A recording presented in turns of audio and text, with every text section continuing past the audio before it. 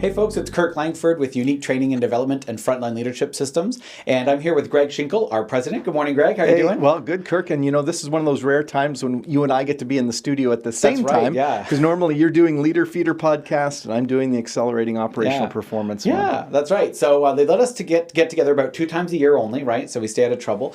And what we like to do is take a look back at some of the Leader Feeder episodes that have been kind of well received or commented on or quite popular, and just kind of rehash those a little bit, do a bit of a rewind and take a look back at what you folks have found interesting. So, I mean, the first one up on our list, which is an oldie and a goodie. I can't even think of how long we've been talking about the importance of explaining why. And so, but I think what caught everyone's attention, because they can relate to it as parents, is say it just because I said so. Do it because I said so. That's exactly right. So why don't we take a look at the clip? Let's roll that, and then we'll chat a little bit about it.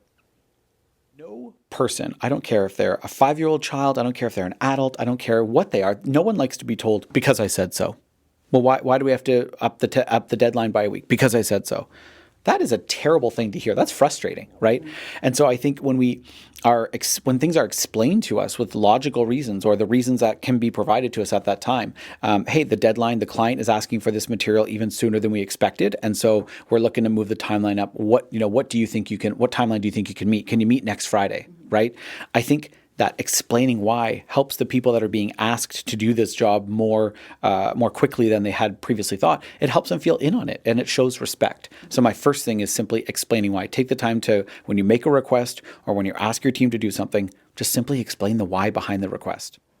Well, what I really liked about that clip is treating people like an adult instead of like a child. I think every parent can probably relate to the fact that when your kids kind of frustrate you and you're tired, you tend to divert to or revert back to just because I said so. So I thought it was great that you said you got to go beyond that. Yeah, and I think what's interesting too is I don't think I've heard many leaders, and I doubt many actually say something like "because I said so" to another employee or to someone on their team. But it's sort of implied, isn't it? When you're not willing to take the time to give a reasonable explanation or any explanation at all, that's kind of the message being received, and that doesn't feel good. That doesn't make you feel engaged, and it doesn't make you feel informed and in the loop with your team. Yeah, and I think realizing you're not their parent, you are their manager, their leader, and therefore you owe them an explanation. But the reason why you owe them an explanation is because you want them to learn and understand why it's important to do whatever you've asked them to do. And we just know that it reduces resistance when you do that. Well, and I think it's an education piece there too, right? If they know the whys behind the things you ask of them, then you're teaching them as you go so that they can start to answer the why sometimes for themselves, or at least start to guess at it a little bit, maybe an educated guess, so that in a similar situation in the future, they might say, well, when this happened last time, this is what the leader told us to do. So if I apply that same logic, would it make sense to use this same solution? And now I think you're teaching your team to become more empowered, which is one of the next clips that we actually want to talk about. So nice segue. Yeah. So again, explain why it treats your team with respect, and it builds their wisdom and knowledge over time, so they become more and more self-sufficient. Otherwise, they'll have to keep coming back to you, and you have to keep telling them what to do. But without that explanation, you're really not teaching them. Yeah, exactly. Yeah. All right. So the next clip I think that you mentioned is this idea of delegation and empowerment and how that contributes to success. So let's have a look, and then we can talk about it. Sometimes think that we have to be good at everything, or we have to like doing everything that's generally assigned to the leader. But are there other things that someone else might be better at, and we can allow them to shine, as it were, allow them to really have success with it? So that's, I suppose, one way to look at it is, what are you allowed to potentially give to somebody else that is something you're not good at, right? That's the first piece. The second thing I would think about is, what are the things that you're doing consistently or repetitively or frequently that you're going, this is constantly me fixing someone else's problem. This is me putting out a fire that someone else should be able to put out. Yeah, in that case, that's a great opportunity for empowerment. So, Suze, you're constantly asking me, I'm thinking to myself, Suze is constantly asking me about this issue or this concern. This is something that I feel pretty confident with a bit of coaching. She can deal with this on her own. I don't need to be hand-holding you on this. So that's an opportunity to go, I'm going to spend time coaching on that, so that in maybe it's a week, maybe it's a couple months, I don't have to deal with it anymore, because I know that you can confidently and competently deal with it. So delegation and empowerment. I mean, it's something that we talk about a lot in our leadership development training that we do. So you might sort of think it's beating a dead horse, but I think the more we talk to clients of ours, the more we hear about how much empowerment either isn't happening or they'd like it to happen more. So I think even though this is something that we do talk about a fair bit on both accelerating operational performance and the Leader Feeder podcast, it still rings true and is important, isn't it? Yeah, and I like the fact that you and Suzanne really tackled it from two angles. You said first, look at what you're good at already, because that's probably something you're holding on to, right? Mm-hmm. Yeah. Well, exactly. I mean, at the end of the day, we want to do the things that we're good at because it gives us a bit of a confidence boost, maybe even a little bit of an ego boost because we know we can do a good job. But then we're not doing our team any favors by not letting go of those things. You're not helping them get better, essentially. And then the second thing is what you keep having to fix. And I thought that was interesting because the things you keep getting involved in because someone else isn't doing them as well as they could or should, you tend to interfere and you go in and you start to fix it, which means you own the task again. Yeah, that's right. So both of these things affect the leaders almost being overwhelmed with too many things on their plate, and I guess is also taking away from their team as well. Yeah, for sure. I think there's a tendency for leaders, and I mean I've been guilty of it myself, that if someone's not doing something to the degree you want or in the way you would do it, that instead of taking the time to help correct and reorient and put back on course, you just take it over, right? That's the easier way to fix it. And maybe it is the easier way in the short term, but when we think of the long term, you don't want to be always fixing stuff for other people. And not only that, but imagine, how discouraging it is to an employee where you've asked them to do something, you've tried to empower them, and it doesn't go so well, and the response is, "Oh, I'll just take care of it." I mean, even if you don't say it with that guffaw in there, that's kind of how it feels. I'll go and fix it, rather than, "Hey, you did about 80% really, really well. It's just this last 20% we got to work on a little bit. So let me just give you some tips to get it all the way next time." Yeah. So, in my household, I call that the husband strategy, which is just to mess something up just enough to have my wife say, "Just leave it with me and I'll take care of it." Yeah. And of course, an employee can start to do that. I've often thought that employees do a better job of delegating up to their manager than the manager does at delegating down to the employees.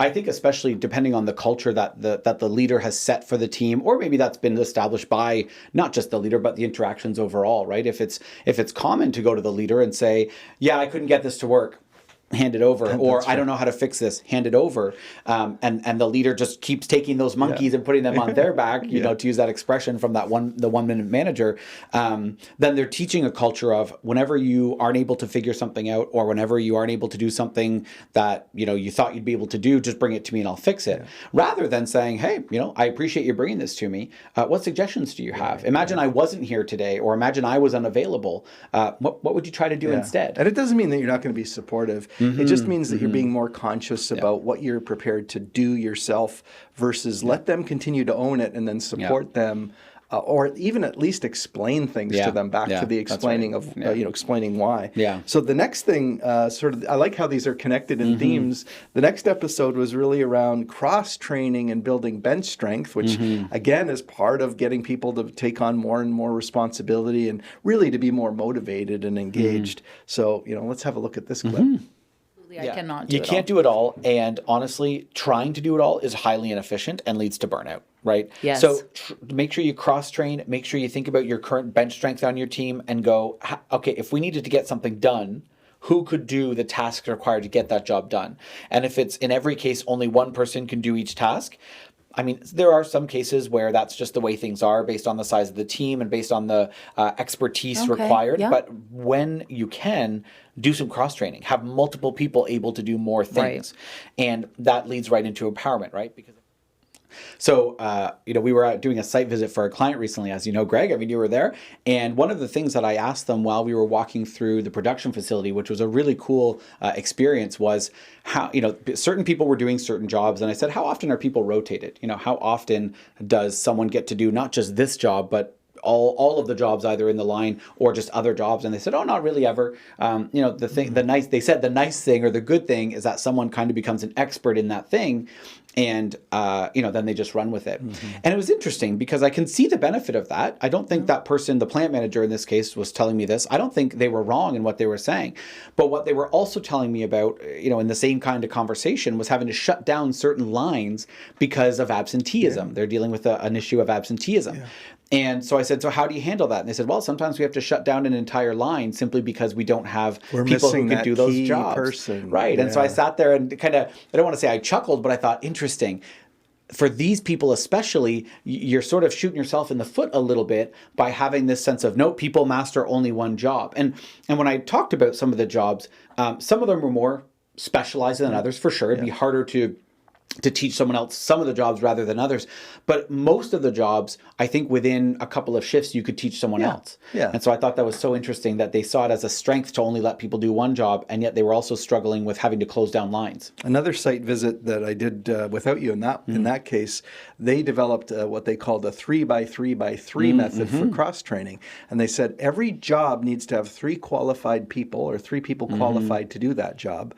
Every person needs to know 3 jobs. And then every person needs to be able to perform their job to a level 3 out of 4. 4 being you're able to train other people. Right. But certainly at level 3, you're proficient and self-sufficient to do that job on your own. So I thought it's really, leaders sometimes think, hey, my shortest path to success is to just have someone specialize. Yeah. But they're shooting themselves in the foot because right. they won't have that flexibility. I think it is probably the fastest way to short-term success, and success assuming that things like absenteeism don't get in the way. But I think if you're really trying to think about adaptability and, like you said as well, motivating, right? Because someone might enjoy a job at first, but a lot of jobs in production facilities tend to have a repetitive nature to them. And so what might seem interesting and kind of cool the first couple months because you're learning it and all the nuances, after a few more months or even after years, you might go, I'm kind of looking for something different. And cross-training is a great way to have them be available to do other things. And I also think, we do the activity with some of our clients called Walk a Mile in My Shoes, where the whole idea is sort of teaching empathy and understanding between teams or departments. So I might be frustrated when I get a product from Department A because I think it's not done properly or I don't understand why they did it. This activity, as you know, teaches them, oh, this is why it comes to you this way. Or this department never realized that it was frustrating for you when it was delivered this way. And I think in the same way, cross-training is sort of a mini version of that, where they go, oh, now that I've done this job, I understand why you need me to do it to a certain degree, or I understand why it frustrates you when I take longer, even though I saw it as I'm delivering a really great product. You see it as I'm holding you up. So what a great way to teach sort of organizational empathy. Yeah, I think leaders, though, when they try to do this, try to do cross-training and implement it, they get a bit of resistance at first because, like you mentioned, there's a little bit of an ego boost being the best person at doing a certain job. And plus, it does make it easier to repeat a job over and over again. You could almost, quote, do it in your sleep, which again leads to demotivation sometimes or boredom. Right. But you're really trying to see if you can raise the level of motivation and also know that sometimes you'll have to push someone to embrace cross-training. And after 30 to 60 days, which I realize is a long time, people just get used to that's just how we do things around here. You brought up exactly what I was going to mention, which is that if you're in an organization that doesn't have much cross-training, that maybe you learn 1 or maybe 2 jobs, and then that's really the limit, you will probably find some resistance when you start to introduce it because it's new and it's different. And we tend to be wary of change overall, especially if we don't understand why.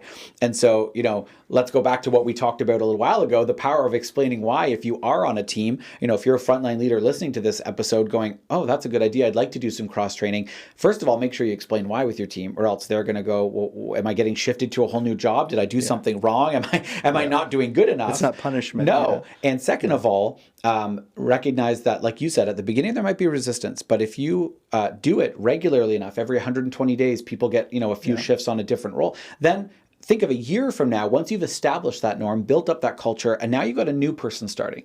That new person's going to be told by HR and maybe by the plant manager, and as well as their coworkers, oh yeah, this is just what we do. You don't have to worry. This isn't a bad thing. This is just what we do. So there's that hump of making something into the culture, and then once it's there, it's great, and it's pretty easy to maintain. And then the last episode that seemed to resonate with people was this idea of that to see feedback as fuel and help people become more successful. So let's watch that clip. I think I would put it this way.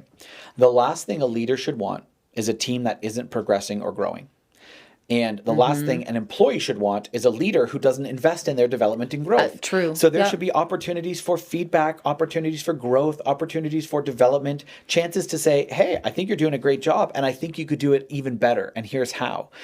Or how can I help you be a better employee? How could I help you do your job better? What obstacles or barriers can I remove? Hey, I've got some feedback I want to share about how things are going. When you invest time and energy into somebody, that means you care, right? Yes. So one little phrase in that clip I like, and it's easy to overlook it, is "you'll be even better." And I love even better because it doesn't mean that we're developing to fix somebody. It could be just to help them a little bit further on their journey, both to excellence in the current role and also to prepare them for future roles. Oh, for sure. What I find interesting when you think about empowering someone else to do something, I think there's always a fear of what if they don't do it as well as I do it. And I think it's one of the reasons we do hold back from empowerment, but it's also, if they do it at 70% the way we would do it, and we go up to them and say, hey, you did okay, but you're not quite doing it the way I would do it, that comes off as in the wrong way. And I think, like you said, even better is, hey, you did a great job.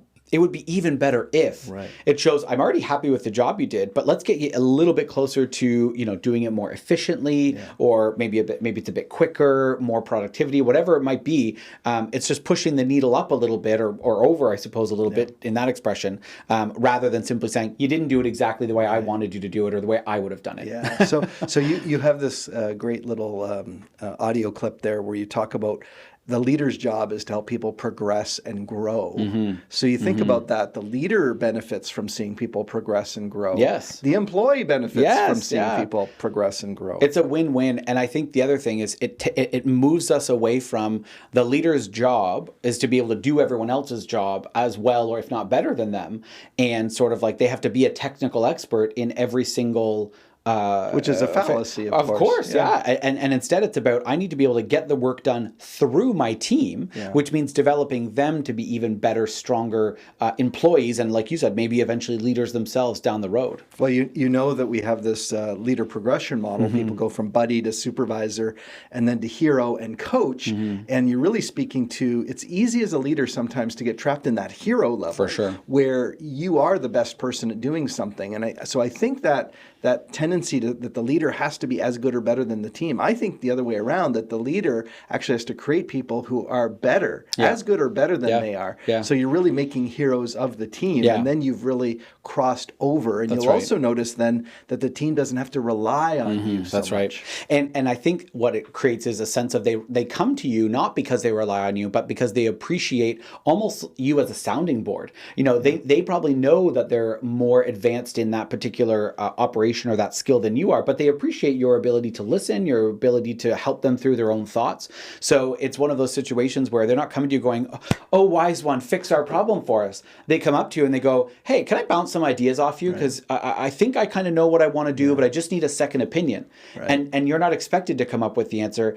And the greatest thing, I think a leader that can say to me, I don't have the answer, but let's find out, is way more powerful than me watching them sweat going, because they're trying to act as though they do have the answer when they really don't. And that's okay that they don't. Yeah. So you're speaking to the leader's ego almost, and how tempting it is to try to say, well, actually, I don't make those mistakes.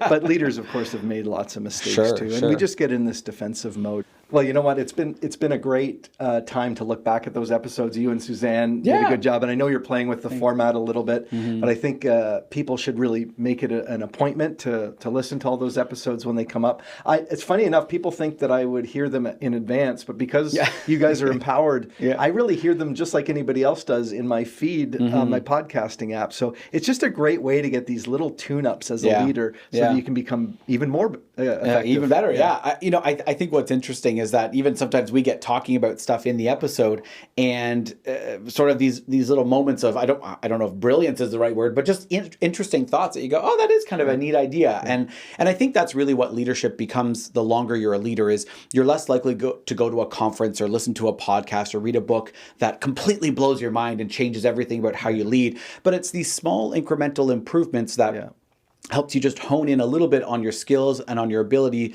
and on your level of confidence and consistency. Yeah. And that's really what we're hoping Leader Feeder provides for frontline leaders and managers and anyone who checks us out. So, yeah, well, hey, if you get 1% better every day, you're going to be transforming yourself in a few months. That's right. So thank you for investing your time in listening to the Leader Feeder podcast. Yeah, thanks so much.